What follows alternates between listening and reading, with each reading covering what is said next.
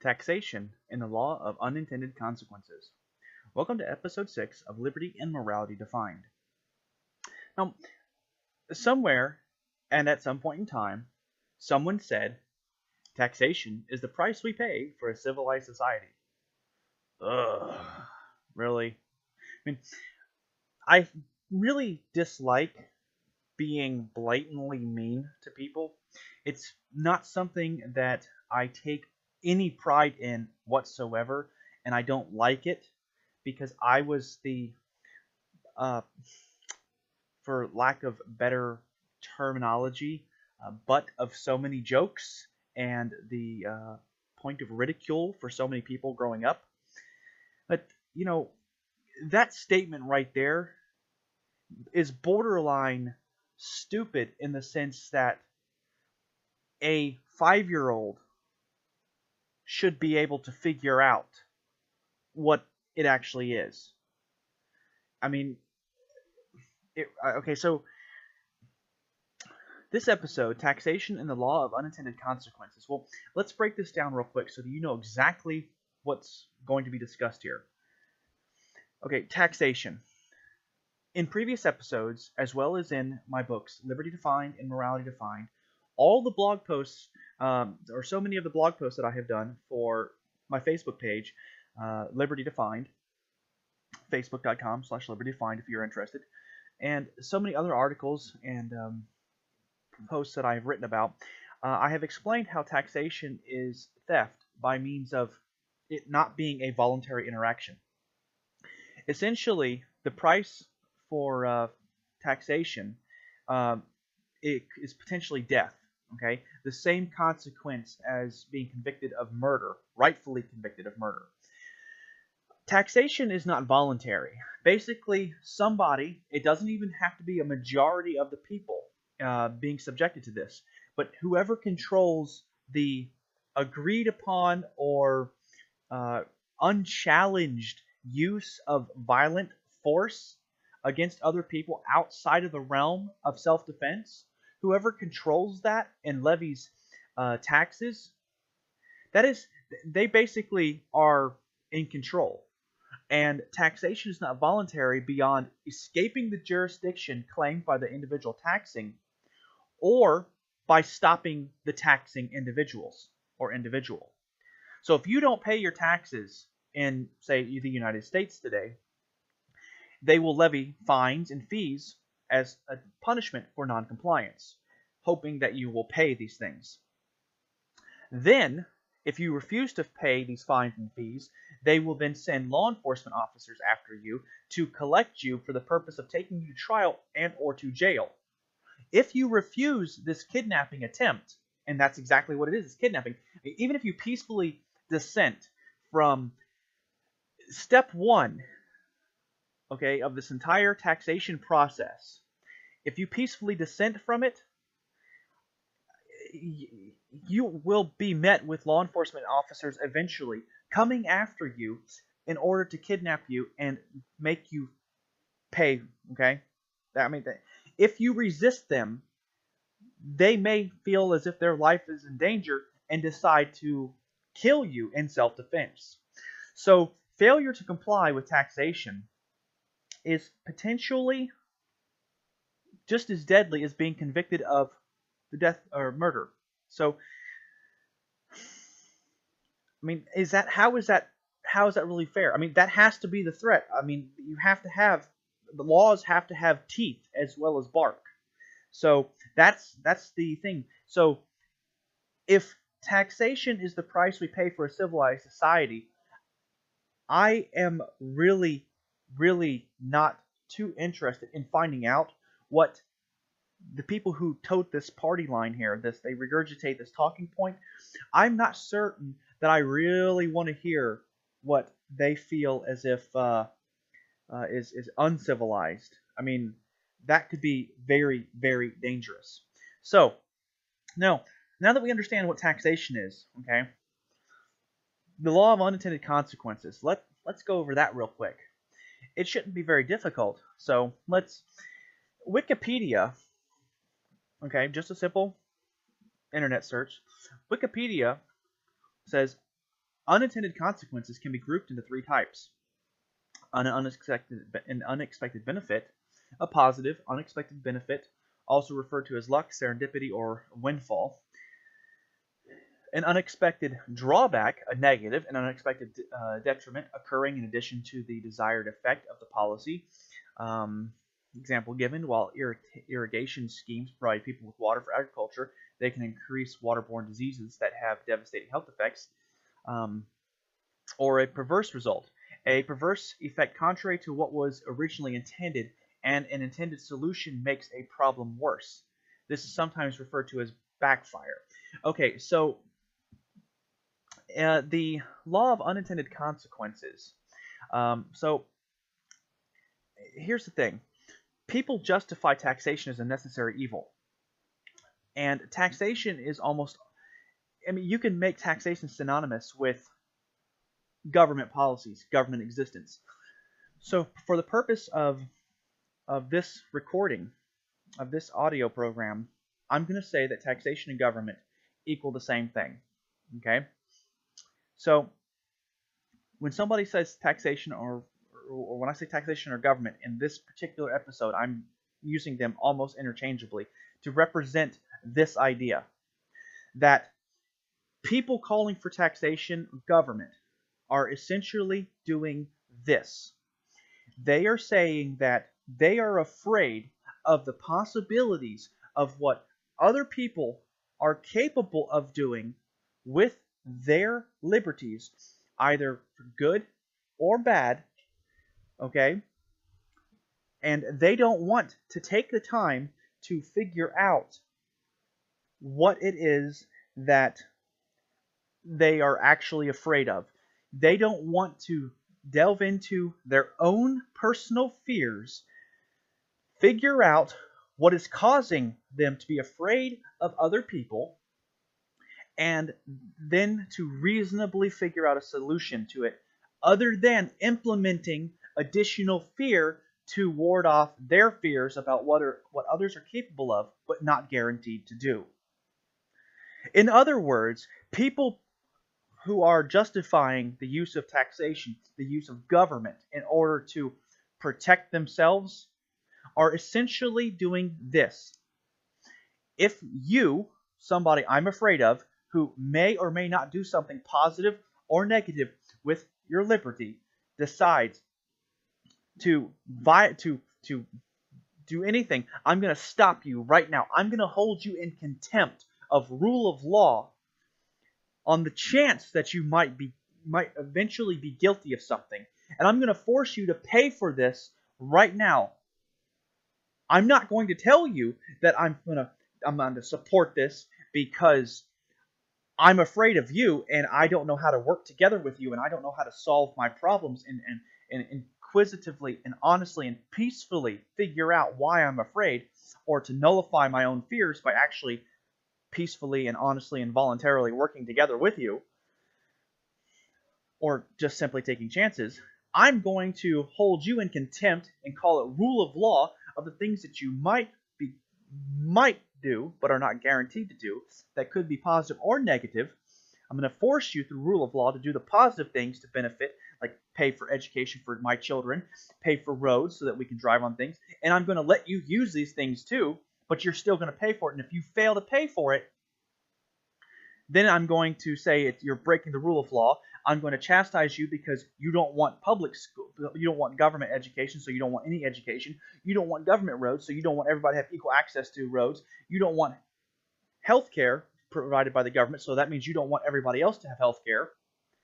I mean, that's what government proponents, okay, people who want taxation, okay, that's what they're effectively saying. Even if they don't actually believe that's what they're saying, that is specifically what they are saying. That is the ugly truth behind government, behind taxation. Defenders say it pays for roads, schools, military, law enforcement, arbitration, and more, but they never ever acknowledge the possibility that these things can, have been, and will be provided to varying extents by otherwise voluntary exchanges and interactions between people. Not everybody is going to have access to them because not everybody will be able to earn access to them by refining their own three natural resources, their time, their intellect, and their labor, in order to produce goods and services and ideas worthy of or found desirable or valuable in exchange for the services that they want. So, if you've read Liberty Defined, you understand my basis for wealth and what I describe wealth as. Wealth being two categories, that one is real wealth and two, there's artificial wealth. Well, real wealth is any good, service, or idea that is capable of satisfying one or more of the four basics of life. The four basics of life are sustenance, shelter, security, and happiness.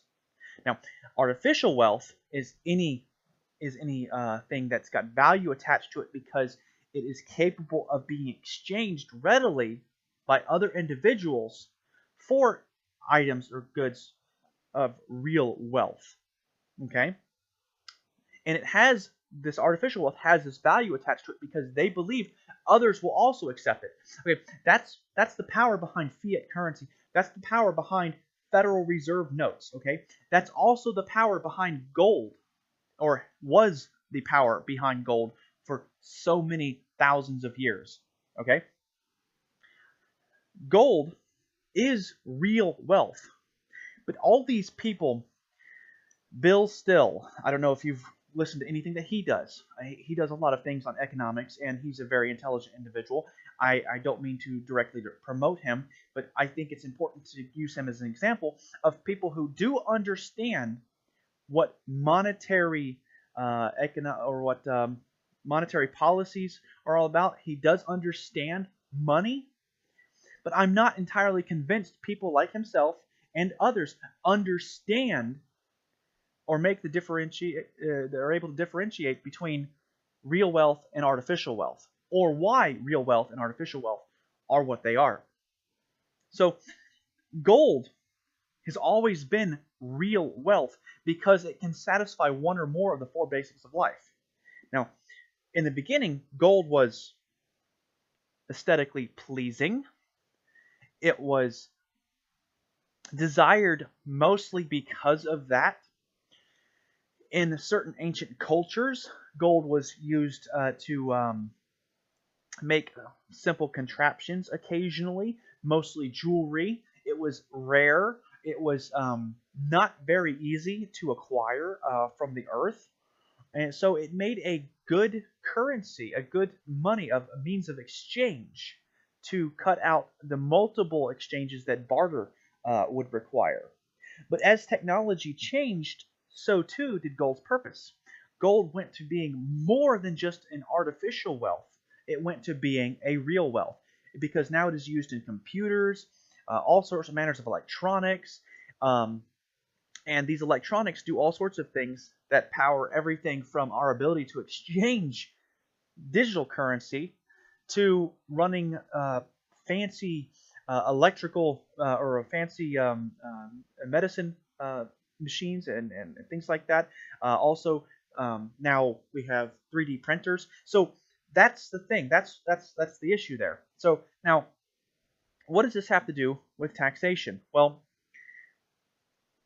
people don't understand it. That's what it has to do with taxation. Because people, they promote the idea of taxation. It's like, oh, well, it's not like we're taking the food off your plate. Actually, it is. It's exactly like that. We're not taking the clothes off your back or the food off your plate. We're just taking the money that you earn. And people don't make that connection. People don't make that connection. So they're like, oh, well, it's just money. You can always get more money. And I'm guilty of saying, oh, I can always get more money. That's true. I can always get more money. It's not always easy, but I can get it. But taxation changes that. Taxation changes and makes it far more difficult to get more money. Okay?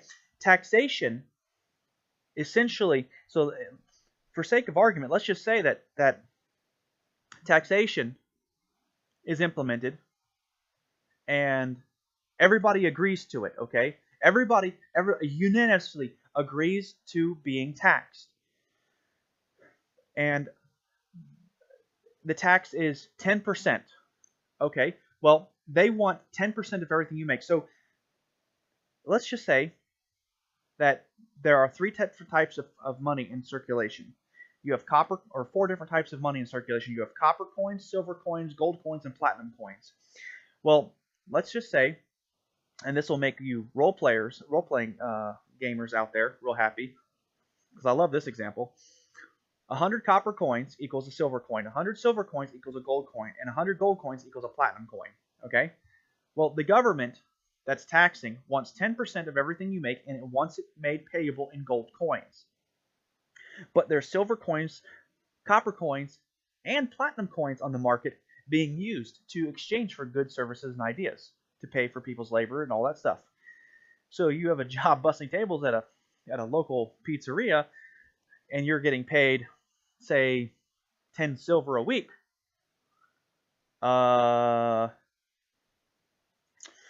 You can't exactly meet the government's demand for paying that currency or paying that tax in gold. So the government's lenient. They say, okay, it's acceptable to pay in silver too. So before they make that judgment, though, now gold has been given an artificial value. If you fail to pay that tax and the government wants it in gold, how are you going to pay that tax in gold if all the coins are standardized like that? And even if the coins weren't standardized and you had different denominations of gold coins and silver coins and copper coins and platinum coins, gold is now still more highly coveted, because guess what?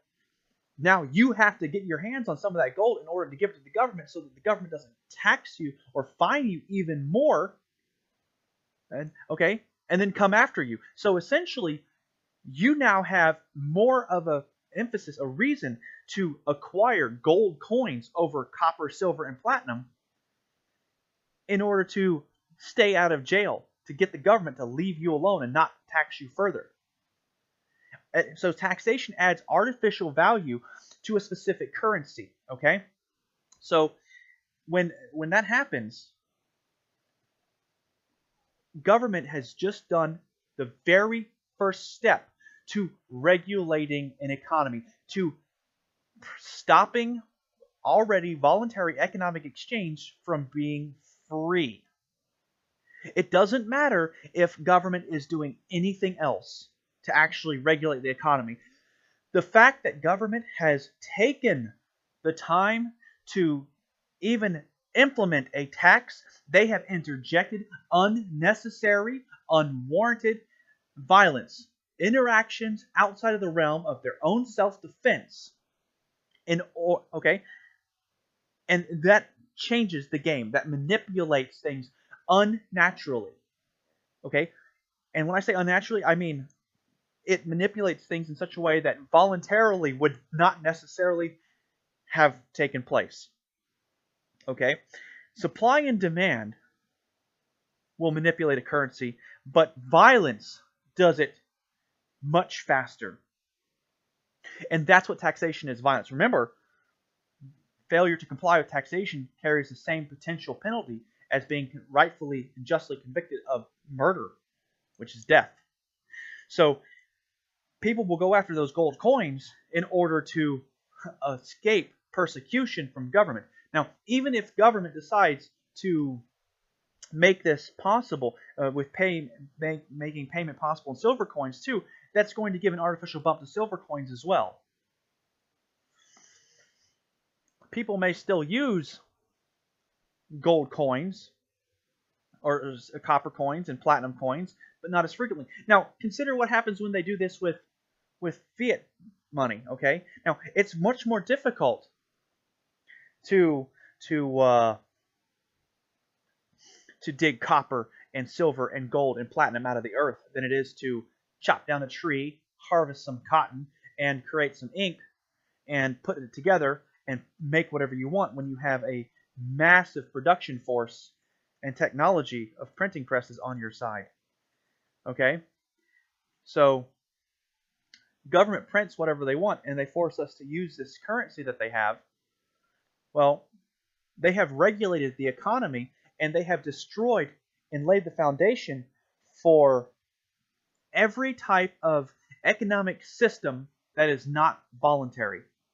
And you have only two types of voluntary, or two types of economic systems. You have voluntary exchange, completely and totally free of any sort of coercion outside of the realm of self-defense, and you have everything else that's not voluntary, or to varying degrees. And that is precisely what we have. Now, so with these two economic systems, it's where everything is either voluntary or it is some variation of, but not entirely voluntary. Under the latter, everything else becomes a part of it. Now, Ron Paul, somebody I admire to a certain point, and I don't agree with everything he says, but he opened my eyes to a lot of things. He made a very important statement so many years ago, and he said something: you cannot condemn capitalism because we have not yet had capitalism. Well, what he meant by that was that you cannot condemn free voluntary exchange as being the problem for mass genocide, mass hunger, mass poverty, mass destruction, because we have not had completely voluntary exchange. And what he ultimately is getting at, even though I have never read anything that he has said that actually equals this statement, is that taxation is the foundation of all economic regulation for precisely the reasons that I have begun to lay out here. That is the issue, and that is something that people seem to not understand. Okay, so when you issue a tax, you are basically saying, you give this, or else I'm taking that from your life, from you. I'm going to take whatever I need to away from you in order to get you to comply or act accordingly. And it doesn't matter the noble intent of the policy of these tax policies. It doesn't even matter ever at all, not one bit. The unintended consequence of taxation is it lays the foundation. The first unintended consequence of taxation is it lays the foundation for creating a complete disaster of regulation. It lays the foundation for destroying entirely voluntary free market exchange, economic exchange. And that is why we have never had capitalism before. There's almost always been some sort of thing, at least not in the United States, we haven't.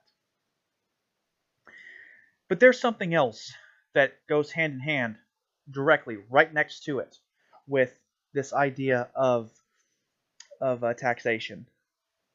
So, if you dissent against taxation, in part or in whole, and because the people who are proponents of taxation, you know, those people that say, well, if you don't want government roads, government schools, a government-funded military, government law enforcement, and government arbitration, then you obviously don't want roads at all. You don't want education at all. You don't want any sort of military defense. You don't want any kind of law and order, and you don't want fair trials for people. So you automatically become a terrorist in their eyes, as if you are taking something that's their natural right to have away. You are becoming a terrorist in their eyes. But it's a completely and totally nasty, flipped upside down, totally Orwellian view of reality. This is the foundation right here of those phrases where people start talking about, oh, well, war is peace. Slavery is freedom. This is the foundation of those thoughts right there, because the people who are saying that if you don't want government roads, you don't want roads at all. If you don't want public education for the children, government education for the children, you don't want educated children at all.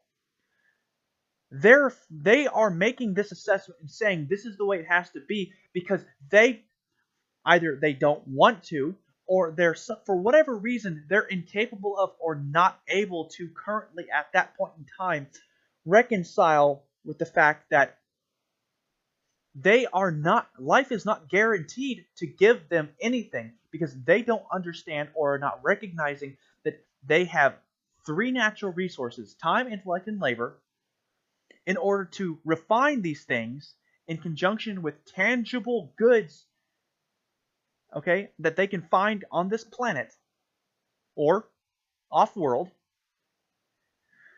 in order to transform them into real or artificial wealth, but preferably real wealth of some kind, in order to satisfy one or more of the four basics of their life, which are sustenance, shelter, security, and happiness. They don't realize that they have what it takes to do these things. They think that all of these things have to be provided. It's also the foundation of this idea of it takes a village to raise a child, which I think is complete and total crap. Because that right there is this group thing where we all it's this togetherness business. It totally strangles the individual in terms of creativity and being able to problem solve things.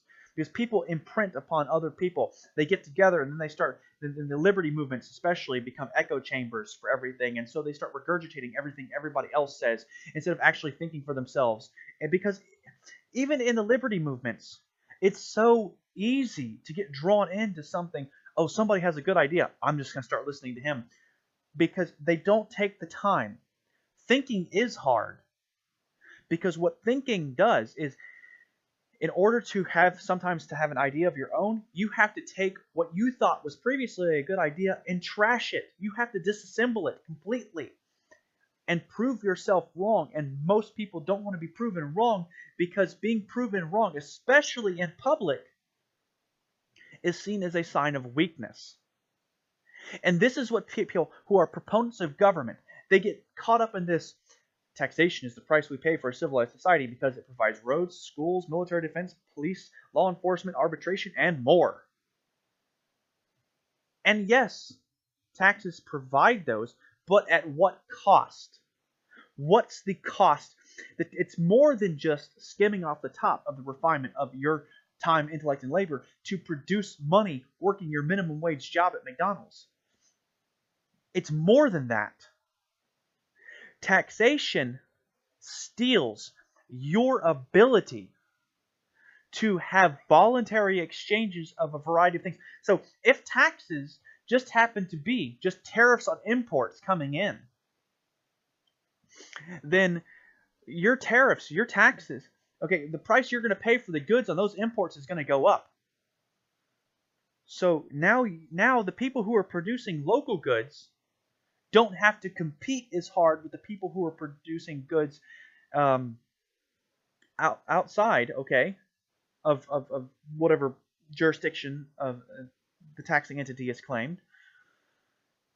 And if for whatever reason people who are able to import stuff or send stuff or export stuff, which would be imports for us here, if they're able to produce those things cheaper, send it overseas, sell it, and still make a profit because they're selling more as their goods and services are cheaper than those produced in the domestic markets they are selling, you see what happens there? It's raising the cost of those goods and making them less desirable. So what happens if taxes are raised higher? So people domestically, they produce a widget and it costs them $10 to produce a widget domestically because their production is sloppy, because their means of producing is inefficient or less efficient than others, and they aren't very savvy with acquiring raw materials and transforming them in order to produce the widget that they need. So they produce this widget at, let's say, $10, and you have another company in who knows where who's able to produce a widget for $1, transport it for another $1, and sell it still for a profit and they sell it as a profit of, or they sell it at $5 and they make a profit of $3 versus the domestic company that makes the same widget for $10 and they sell it for $10 and that only recovers their cost. They don't actually make any profits in order so that they can reinvest in further R&D, research and development. And so instead of having to figure those things out and take a hit and learn that, hey, another company, they just simply beat me, I'm going to have to cut costs here. I'm just going to cut my losses and figure out something else. Or I'm going to have to just make do with what I've got and provide some other creative marketing angle, something in order to make some money so I can get some R&D done and compete with this company that's importing. Because by asking for the tariffs on those imports to be raised or to have them at all is basically to say, I don't want to do these things, or I need somebody to use violence against them to help me out here. And you know what? We'll say it's we're going to protect American jobs.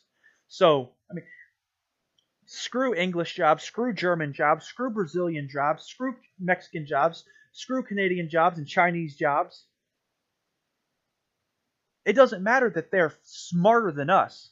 It doesn't matter that they're more intelligent than us. What matters is that we use violence against them to show them who's boss. And that is precisely the problem right there. Being a man of action before learning to be a man of contemplation is the driving force behind the perpetuation of government, of stupidity in general. Act upon your fears of what others are capable of doing with their liberty for good or ill, and try to thwart such things before they happen or do not happen is the very essence of government. But when reason is applied by the individual to his or her fears, they show the signs of being an individual of contemplation, deserving of respect to see their own problems. And in time with practice, these individuals become those of action. Actions which start with changing themselves to be the examples in the world they wish others to aspire to. Now, that's important to understand. And that is precisely the problem with all of these people who are proponents of taxation. So not only do they destroy and lay the foundations for this insanely egregious and horrendous foundation of anti-voluntary economic exchange and interaction, but they also make terrorists out of otherwise peaceful people who actually are taking responsibility for themselves. So anybody who's a proponent of government, even if they were innocently taught this and they innocently believe it and they never question it, they are actually the terrorists. This is why I say voters are the terrorists. People who believe we have to work within the system, they're terrorists. They are all terrorists. And so I know that there are going to be people out there who are going to disagree with me. I'm not a terrorist. I'm just trying to make peaceful change. No, you are engaging in terrorist activities because you are threatening people to comply with specific actions in order to make your ability to work within the system possible. It doesn't matter that you're working within the system in order to affect a positive change.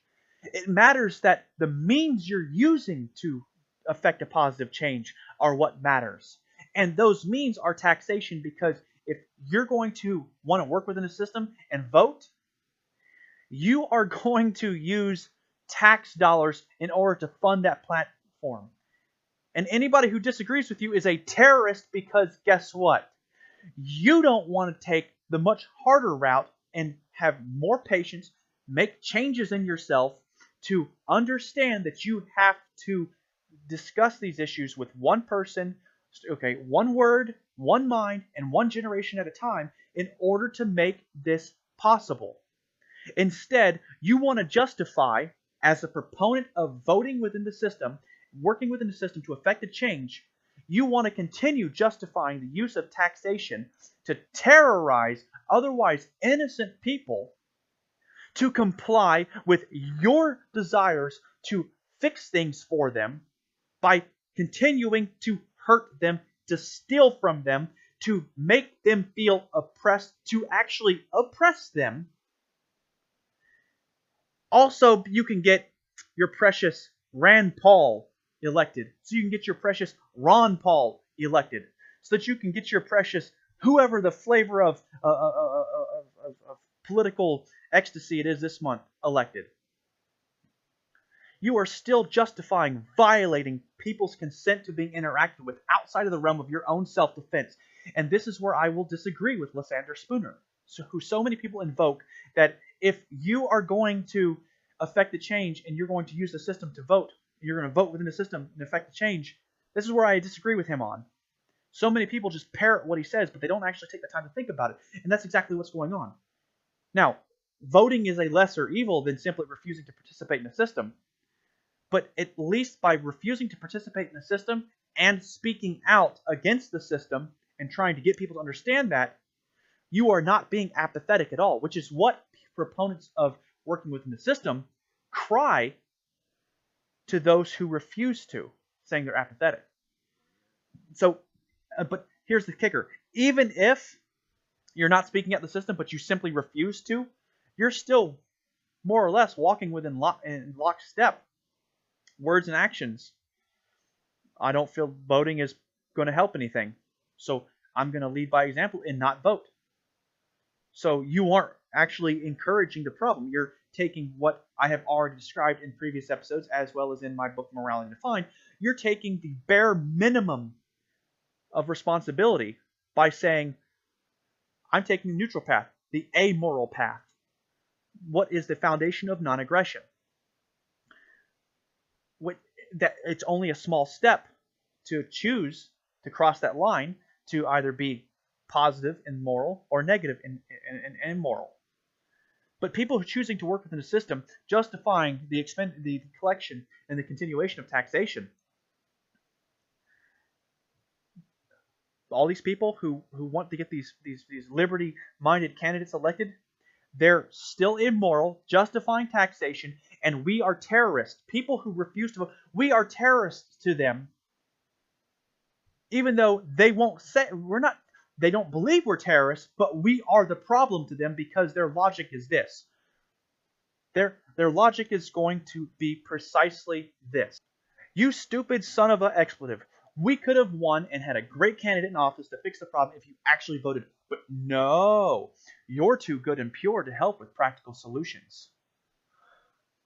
That's what conservatives, liberals, Democrats, Republicans, libertarians, big L libertarians, anybody who works in the system, that's what they sound like when they say, well, at least I'm voting and I'm participating in order to effect a positive change. They all sound the same. It doesn't matter. That is exactly what they come across as.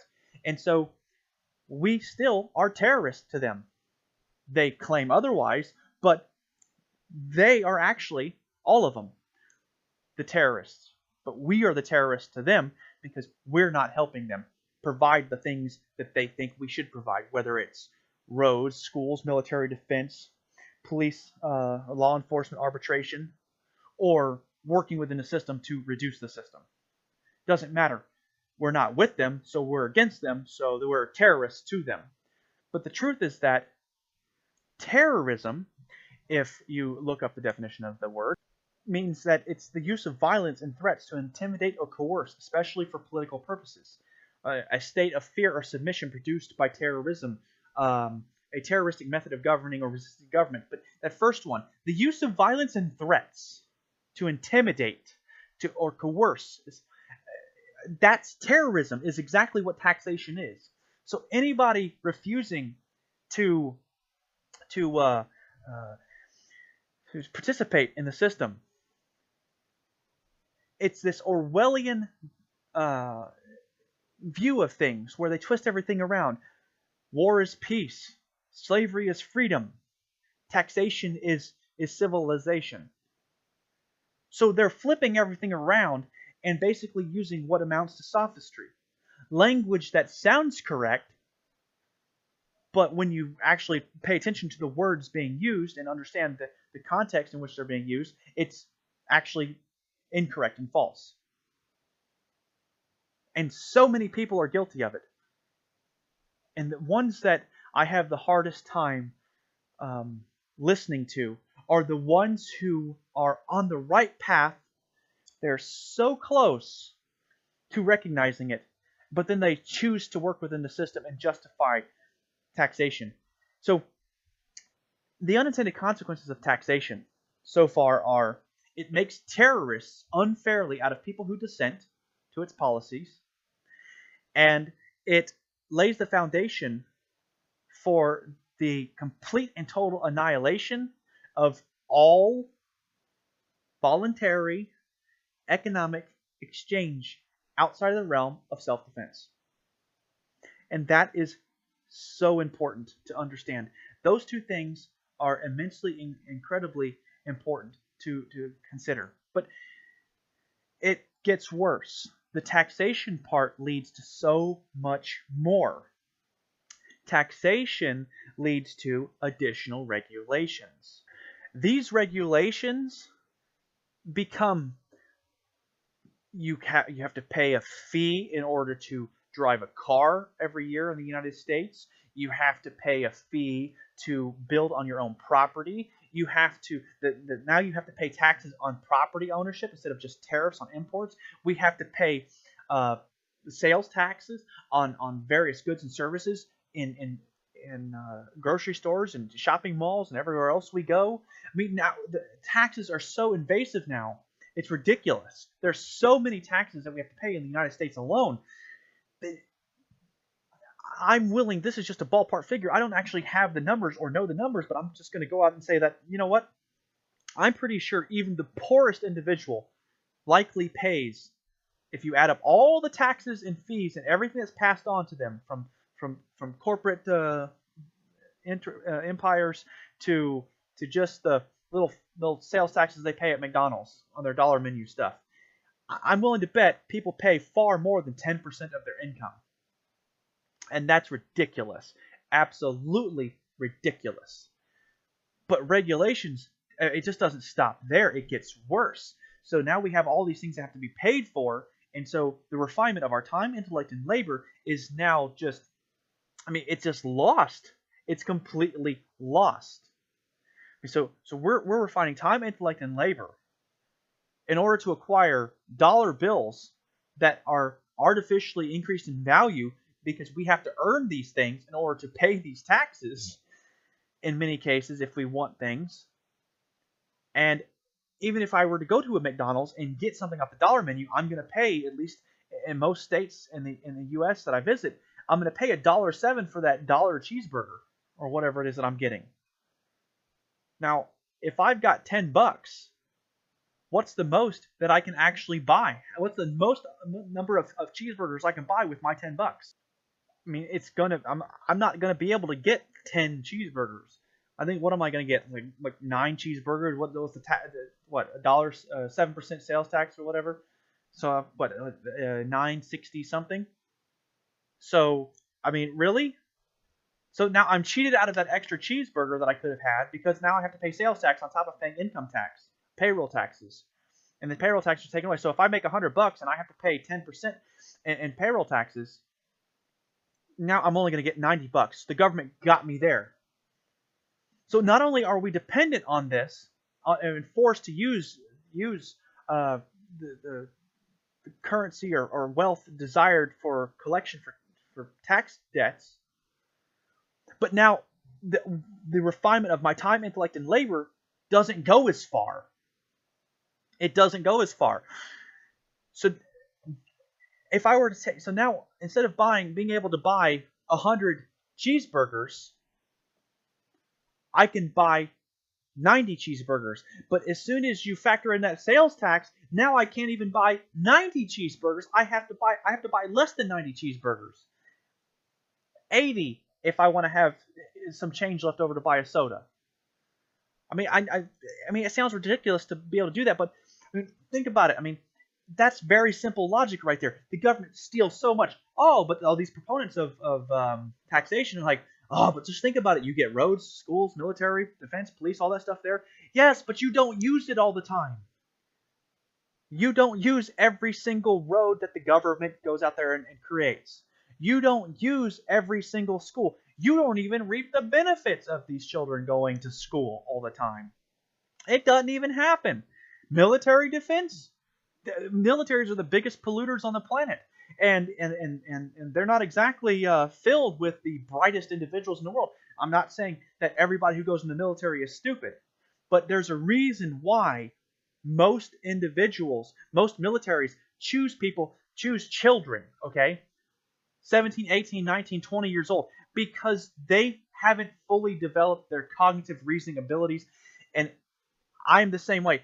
9/11, September 11th, 2001. I was 21 years old, and I was ready to go fight for the United States. Oh, they attacked they attacked the buildings. But you know what saved my life? That the military recruiters there, the Marine recruiter and the Army recruiter, both laughed at me at how soft spoken I was, and I was a little pudgy, saying, "Oh, you'd never make it. Get the expletive out of here." That's what saved my life. And I'm glad that they did that because I didn't want to be a part of that. You know, hindsight's 2020, and I'm glad that it happened because I might not be explaining this stuff here today. But I mean, I was ready to go. I wasn't too bright, but then I looked at some of the people passing me up, walking into there. They didn't look much. They didn't look any brighter than I was. In fact, it seems almost as if they were really stupid. I mean, these it was the stereotypical high school jock. I mean, not incredibly bright, but high school football star, you know. I mean, okay, all right. So I mean, it's just I mean that's why they go after this. So people in the military, they're very rigid. They know they are obedient. That's what they teach for the military is obedience. I mean, why do you think people in World War One were just climbing over trenches and getting shot at by German machine gunners? That is stupid. If you value your life, that is stupid. Why? Why? Why? So, I mean, that's just another effect of taxation. I mean, they choose the lesser intelligent individuals to fight their wars for them. And you don't see the people who are declaring war legally pick up a rifle and go off. Not usually. Nope. But I mean, that's just another effect, unintended consequence of war that actually might technically, or taxation. I mean, that might technically be a direct reason for taxation to maintain it anyway. But I mean, that's the problem. Taxation. I mean, you can have all these things without taxation, and I'm not okay with having to pay taxes. I mean, the proponents who say that, well, at least you have roads, schools, military, defense, law enforcement, arbitration and stuff, they don't realize that many of these things exist without taxation. And they can, and they will. But legally, the entity controlling the tax process, legally, they are actually making laws that just monopolize their existence and push out all the privatized versions of these things. Because competition to show that a government's control of roads, schools, military defense, law enforcement, arbitration, etc., would be dangerous to their existence to allow that to be seen. So they outlaw it. And you can look up this whole thing. Lysander Spooner tried to run a mail carrier service and did remarkably well, all things considered, in the face of government scrutiny. But how did he finally lose? Something along the lines of the U.S. Government basically passed a law about something along the lines. I think it was raising raising the price of a first class letter. Only the federal government or the U.S. Post Office can send a first class letter for less than $3. So we're talking late 1800s. You factor in inflation, and this is during a time where stamps were 1 cent, a loaf of bread might be like 2 or 3 cents. You can get 4 or 5 chicken eggs, for like a nickel or something. $3 for a first class. No private company could send a first class letter for less than $3. Wow. I mean, that's how government acquires so much authority and power to provide roads, schools, military defense, police, arbitration, all that. And so if I were to keep that $100 I made working at my McDonald's or wherever it is I'm working at, I could pay for, so I had to pay 25-cent toll twice a day, so 50 cents a day, in order to drive on this private road, in order to get to work and back. But I don't necessarily have to drive on that road in order to get to, say, buy my double cheeseburger for $1. I don't have to drive on that road that far to get to it. But, I mean, there's so many other things that are out there. So the idea of taxation and the law of unintended consequences. I mean, people just do not put these two things together. For whatever reason, it just escapes them. Oh no, well, this is more important. Think of the children. Think of your ability to travel freely. There's no guarantee that evil Walmart corporation is going to even allow you to travel on the roads that it has without making you buy something there. You don't know that as a proponent of taxation and government. You don't know that for certain because guess what? You get rid of taxation, you get rid of government. You get rid of government, you get rid of the ability of a business to have a monopoly on everything and everyone else out there. In other words, you get rid of the justification of committing acts of aggression and violence outside the realm of self-defense. So I don't think you or anybody else is going to tolerate Grandma holding an AK-47 at the entrance to Walmart and saying, "Welcome to Walmart. What you're going to buy today is on aisle 14." I don't think people are going to tolerate that. And since people are not likely to tolerate that, if Walmart did that, Target, Best Buy, Myers here in Cincinnati, I mean, they would step up and be like, "We don't allow our employees to have guns on the job. Come on and shop with us. Hell, we'll even pay for the roads for you to get here." I mean, that's entirely possible that something like that's going to happen and likely would happen. In the city of Aurora, little town of Aurora where I live, in the late 1800s, the businesses on 2nd Street in downtown Aurora, Indiana, actually maintained the roads, okay? They maintained the roads. They provided horse corrals, okay? The little or the wooden pikes sticking out of the ground so that you can tie your horses up. They provided that, and they went around and they made sidewalks for people to walk on, and they kept the sidewalks clean. They would go out and they would the stores would pay their employees to keep the streets clean, and they would work with each business there in order to make it, hey, look, our streets are clean. Our streets are cleaner than the streets over there in the other town over. Come shop here instead. And people did. That was one of the little small gimmicks that they had. So there's no reason why stuff like that wouldn't happen again to varying degrees if taxation was removed. But if taxation is going to exist, people are going to be apathetic about it, and they're not going to do anything about it, then taxation is going to continue, and why take care of the streets when, well, I'm being stolen from? At least they should do something about it. So those are the two big things, and you can build upon this and continue on and carry on about it. And you see what you can come up with. See what you can come up with. The other unintended consequences of taxation, but these are some of the bigger ones. The last thing that's going to take place that I want to mention, and this is by a request from a viewer or listener, is that Another unintended consequence with taxation is that when taxes become too much for the average individual to want to put up with anymore, they have to find a different way of acquiring the money to pay for the project that they've already promised to pay for. So they take on debt. Okay? So the government will borrow money, and they will borrow money from anywhere, and then they will pay interest on that.